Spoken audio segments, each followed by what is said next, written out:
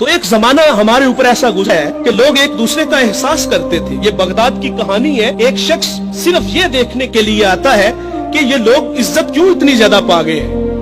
اس نے ایک ہوٹل سے کھانا کھایا, وہ مسلمان نہیں تھا, اور سامنے ٹیبل پہ ایک جوان بیٹھا تھا, وہ مسلمان ہے. اس نے محسوس کیا کہ اس کا تعلق ہمارے شہر سے نہیں ہے. خیر کاؤنٹر پہ جا کے اس کا بل دیا, اور اس صاحب نے کھانا کھایا, بل دینے کے لیے کاؤنٹر پہ گیا تو کہا آپ کا بل ادا ہو گیا ہے. کہا یہاں تو مجھے کوئی جانتا نہیں, میں اجنبی ہوں.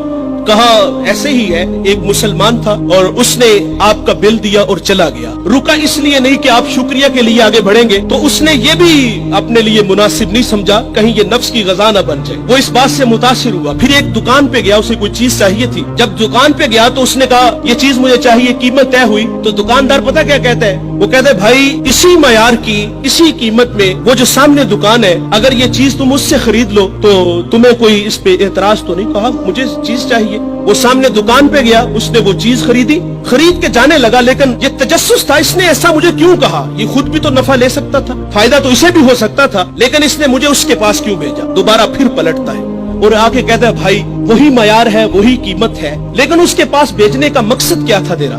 اس نے کہا بھائی صبح سے اس وقت تک میرے پاس بڑے گاہک آئے ہیں اور میں نے اپنے بیوی بچوں کے لیے رزق روٹی اکٹھی کر لی ہے, اور وہ جو سامنے بھائی ہے اس کے پاس صبح سے لے کر اس وقت تک کوئی گاہک بھی نہیں آیا.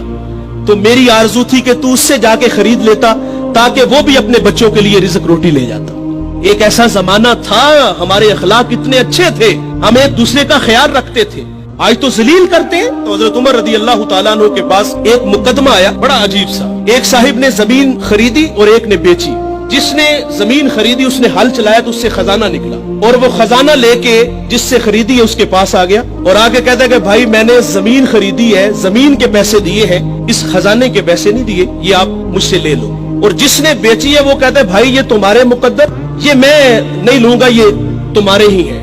ان کا آپس میں تنازع ہوا, حضرت عمر کے پاس آ گئے. وہ دے رہا ہے, وہ لے نہیں رہا. آج بھائی بھائی ایک انچ پہ ایک دوسرے کو قتل کر رہے ہیں. آج ایک انچ پہ بھائی جیونا مرنا ختم کر رہے ہیں اپنے بھائی سے. اپنی اولادوں کو بھی نصیحت کر کے جاتے کہ چچا کو منہ نہیں لگانا. اور ادھر کیا ہے جو رسول اللہ نے اخوت کا درس دیا تھا ان قوم کو, ان لوگوں کو, اور وہ کتنے اچھے لوگ ہیں, وہ خزانہ دے رہے, وہ لے نہیں رہا. حضرت عمر رضی اللہ تعالیٰ عنہ کے پاس فیصلہ آیا تو آپ نے فرمایا تم دونوں صاحب اولاد ہو. کہا ہاں. ایک نے کہا میری بیٹی ہے, جس نے زمین بیچی تھی اس کی بیٹی تھی, جس نے خریدی تھی اس کا بیٹا تھا. کہا دونوں کا نکاح کر دو, اور وہ جو خزانہ ہے وہ بیٹی کو جہیز میں دے دو تاکہ وہ خزانہ دوبارہ اس کے پاس چلا جائے.